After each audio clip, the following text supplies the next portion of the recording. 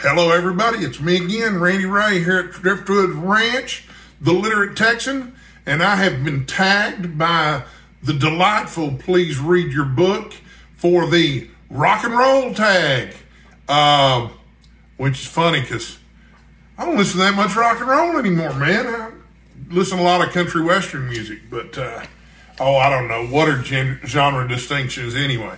But, so, I'm going to go through the questions on here and answer them because apparently Please Read Your Book is dying to know what the Literate Texan listens to, which, believe me, you just never know what I'm going to listen to from any day to the next. But question number one, name your favorite book with rock music in it.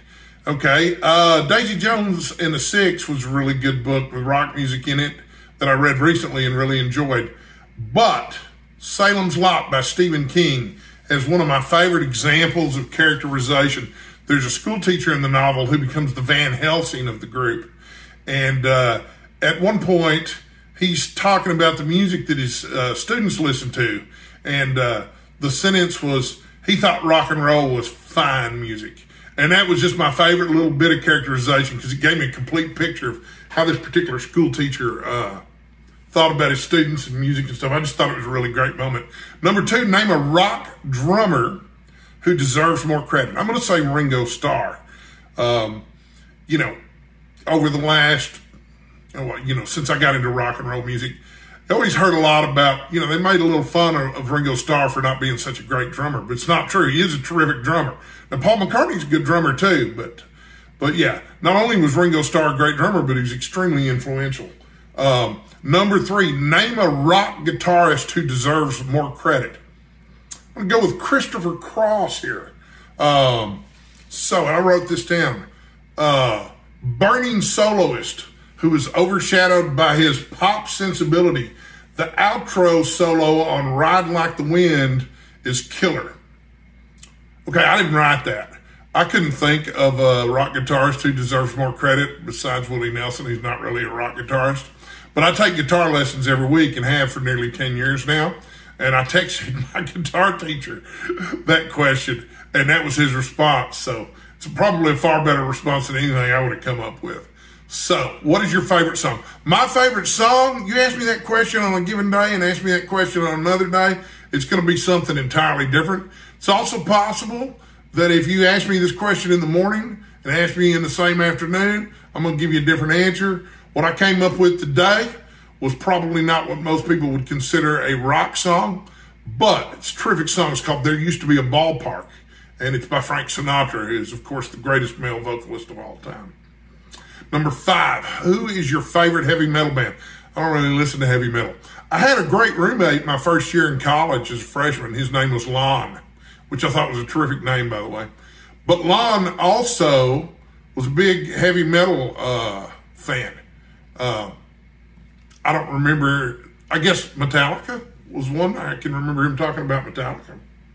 So he's a smart guy. That's probably a pretty good heavy metal band. Number six, what is your favorite rock song that gets you going? Since I didn't really answer that last question, and I didn't really answer the one about the rock guitarist who deserves more credit, I'm going to go with two answers for number six here. My favorite rock song that gets me going is Real, Real Gone by Van Morrison, which I think is absolutely terrific little upbeat number. And also When I Go Away by Lee Von Helm, which I think is a terrific song. Number seven. I feel like Paul Harvey when I call out these numbers. Anybody, you know what? Everybody watching my channel is old enough to remember Paul Harvey. And I'll tell you how I know that because I look at the demographics on the stats. Y'all are all my age or within a few years of it. Maybe that's the age that finds me entertaining. I don't know. So, first rock concert I ever went to was Sting in 1988. And it was when he was on his Nothing Like the Sun tour. It was a really cool concert because he had this huge, I think it was a 23-piece jazz orchestra touring with him. It was mind-blowing. I saw him at Reunion Arena in Dallas. We had dinner at the Hard Rock Cafe before the concert. It was also my first time to ever smell marijuana. I didn't smoke any. Number eight, your favorite underrated singer-songwriter. I'm going to go with Hank Williams Jr. Hank Williams, of course, gets a lot of credit. But the early songs of Hank Williams Jr., you know, in the mid-'70s, stuff like OD'd in Denver, man, that stuff's terrific. Whiskey Bent and Hellbound, absolutely great songs. But if I can't go with Hank Williams Jr., and I am going to go with Hank Williams Jr., but Chris Christopherson's a hell of a songwriter too. Number 9, favorite new to you song, I'm Just a Clown by Charlie Crockett. It's absolutely terrific. I'll try to include links to these songs in the video.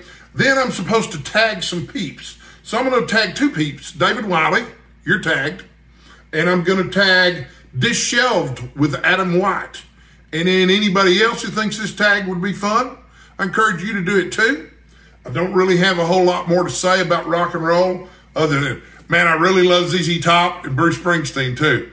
So, thanks for watching. Stay hydrated. Stay sexy. I'll see you next time.